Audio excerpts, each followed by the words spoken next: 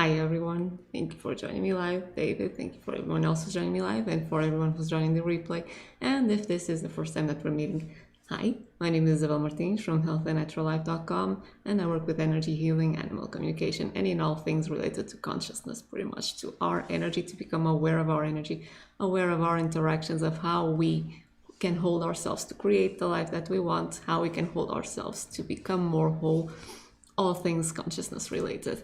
My jam, my passion, and what I love to share here. And today I wanted to share something that is pretty much on these lines and on my personal experiments and experiences with becoming more and more aware of my own energy. So this is the beginning of a new year. If you're watching this on a replay, this is just the 9th of January of 2021.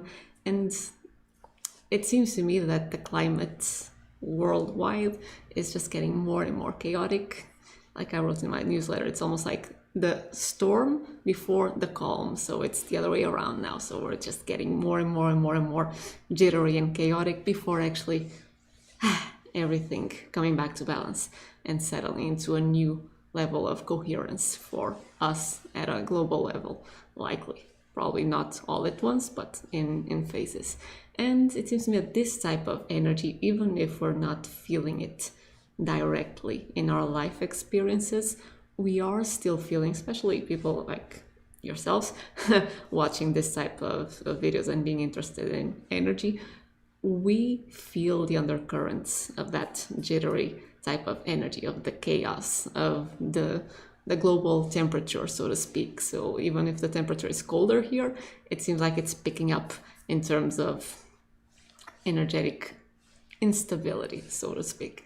And this type of taking the energetic temperature and feeling the instability is triggering, and here I'm going to speak for myself, it's triggering the feelings of not safe, of not secure. And it's not something that I'm aware of at a conscious level, because my environment here in Portugal is pretty stable, pretty peaceful, pretty safe and secure, actually, as secure as anything can be, because security is just a mental concept that we can use to convince ourselves of stability and to feel in control, but it is pretty safe and stable here.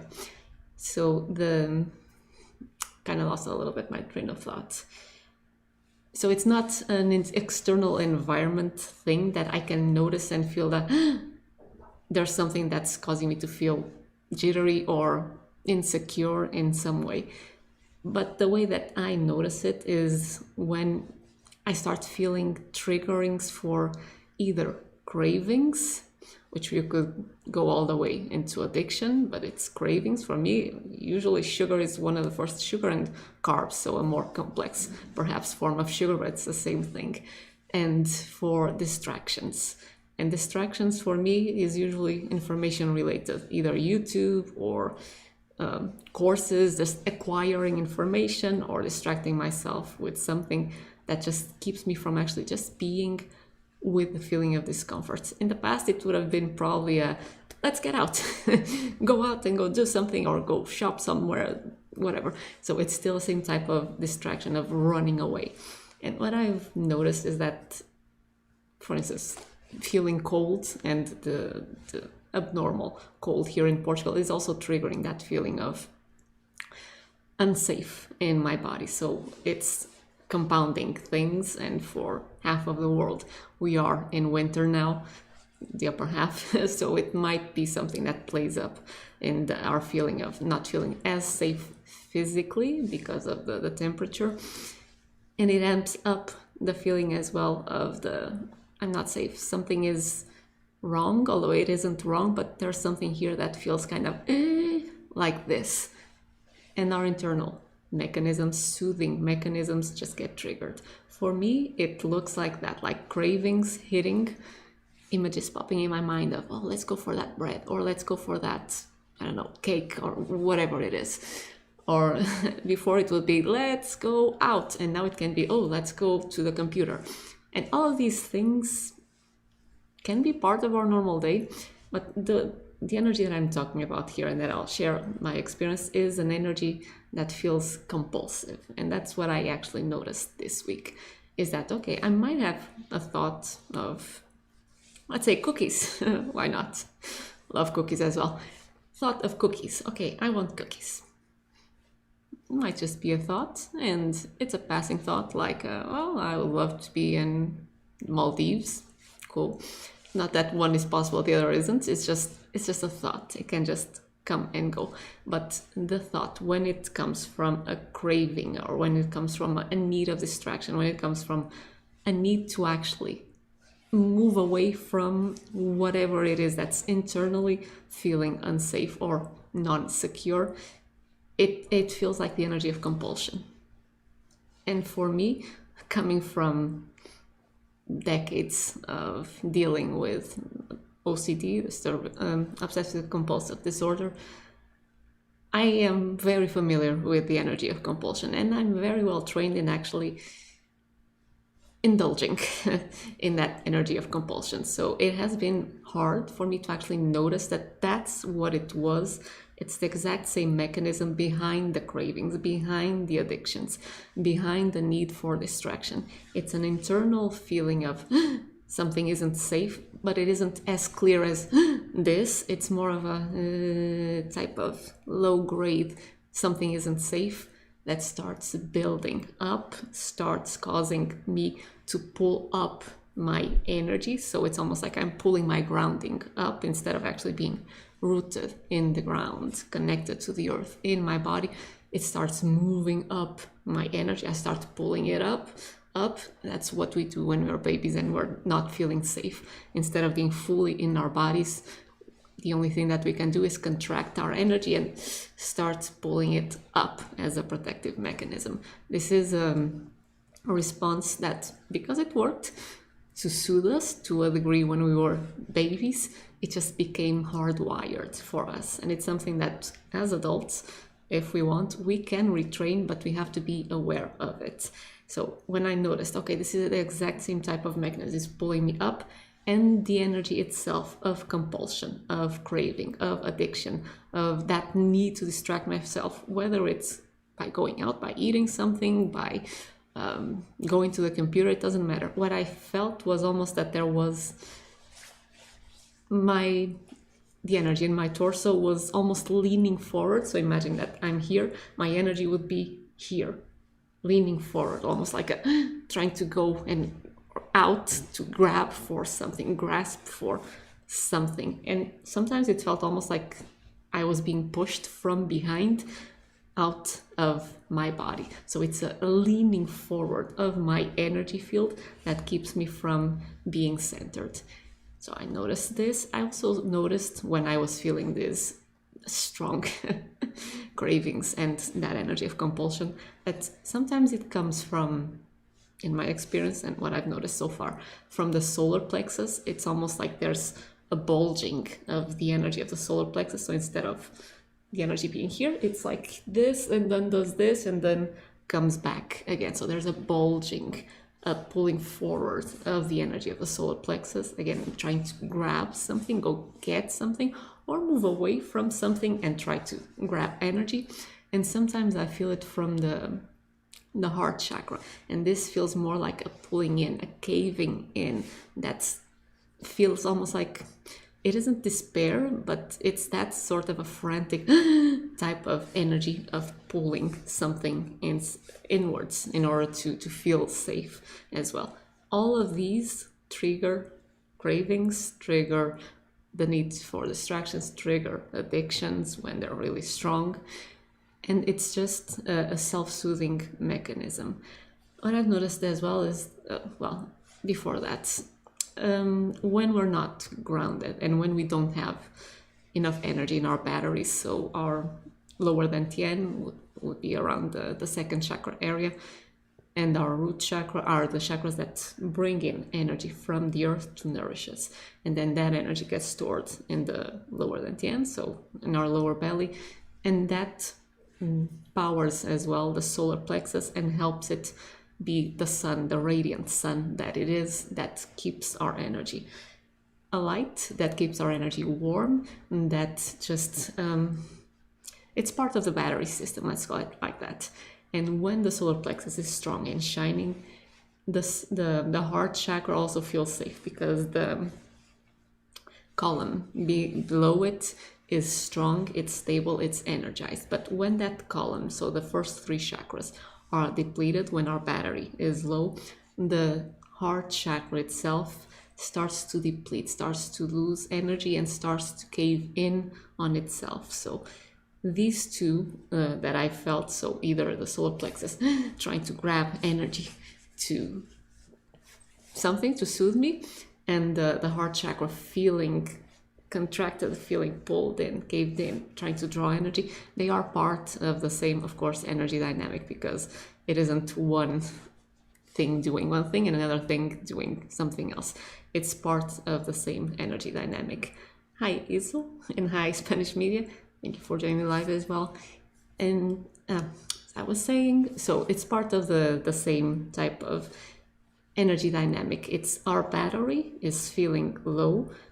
One of the reasons is because we have contracted our energy and we have pulled our root, our grounding up, so we are not connected to the earth, we're not being energized, and we just did this to our own energy system, and we're feeling smaller, we're not taking up space, we're not drawing in as much energy as we can. That depletes our energy, our batteries, and that starts being felt as even more unsafe. And again, this is a pattern that we learned as babies. So it's something that we need to be aware of now in order to start reconditioning our energy. And that takes me to, okay, so what do we do with all of this? The first thing that I actually decided, and it needed to be a conscious decision, and one that I had to remind myself over and over again, whenever I felt this craving or this idea of let's go to the computer or let's go eat something, to notice if it felt like, first of all, it was stop. I had to physically tell myself stop. Stop, as in don't move. Because if I started moving, I would already be in reaction mode, and I would already be going towards the kitchen or towards the computer. And when I'm already in motion, it's a lot harder to do than what will help integrate the pattern. So first thing for me, when I have the image pop in my mind of either something that will be lovely to go taste, sweets of some sort, sugar of some sort, or I need to go to the computer and I can't even wait now for a minute. No, I need to go to the computer now. When that happens physically, I just decided stop. I start breathing, and I came to the inside of my body, just imagining that it's completely empty. So it's completely spacious inside. We talked about spaciousness, stillness, and silence in previous videos, and we will continue to talk because it's a very powerful tool and a really, really helpful change of perception and perspective to actually be able to become aware of what it is that our energy is doing without being completely immersed and lost in it. So I'll link the videos as well, but you probably heard me before talking about this. Come to the center of my body. So after stop, I decided to just come to that spaciousness inside of my body and just notice. Being identified with the space, just notice what my energy is doing. And that's when I noticed the leaning, that's when I noticed the compulsion, that's when I noticed the pulling up of the energy. And just by noticing and being in my center, so being in my core, being in the spaciousness of the inside of my body, I can notice all these energy patterns around me and they start to stabilize.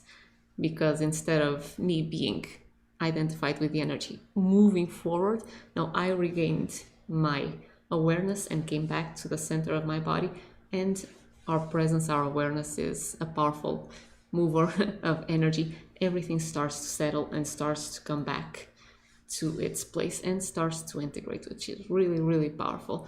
I noticed, for instance, the first time that I did this, my energy was here, projecting here, I came to the center of my body, and I just noticed, okay, so this is an interesting feeling of almost like I am here, but I'm feeling my energy there. And there was a lot of sadness that was coming up. So it was that sadness probably that was being triggered, that was causing me at an unconscious level to feel unsafe and to move away from that because it's too much sadness and I don't want to feel it. I didn't feel it all, but what I felt as I was present in my core, present in spaciousness inside my body, started to integrate, and I came back to a greater degree of balance, of presence, of safety, really, and security and freedom, really. Another thing that I've noticed when these things get triggered, and I can't, well, I always can, but it's not useful for me to just stop mid-track if I'm outside and focus inward, is to assume either a grounding position if you're at your home, or if you're just standing, you can use a grounding stance, for instance, and I found that this is very useful because it's the body assuming a grounding stance. So it's not something that we're doing mentally, it's just a physical position. And that is to just, again, this is not something that probably can be done everywhere, but it's powerful when we actually can do it. Even sitting down, feet wider than hip width, than shoulder width, and the feet turning inward. So instead of being like this, you turn the feet inward, so point the fingers inward, and you kind of imagine that you're pushing down and out. This is from Anodea Judith. She says that imagine that you're pulling the floorboards down and out with the inside of your feet. So you're applying pressure on this area, down and out. And this gives us a sensation of putting roots. So you feel the energy and point your knees out as well. So don't let them cave in. Feet like this, pushing down and out, and your knees as well, applying strength through the center of your legs. This is a very powerful grounding stance.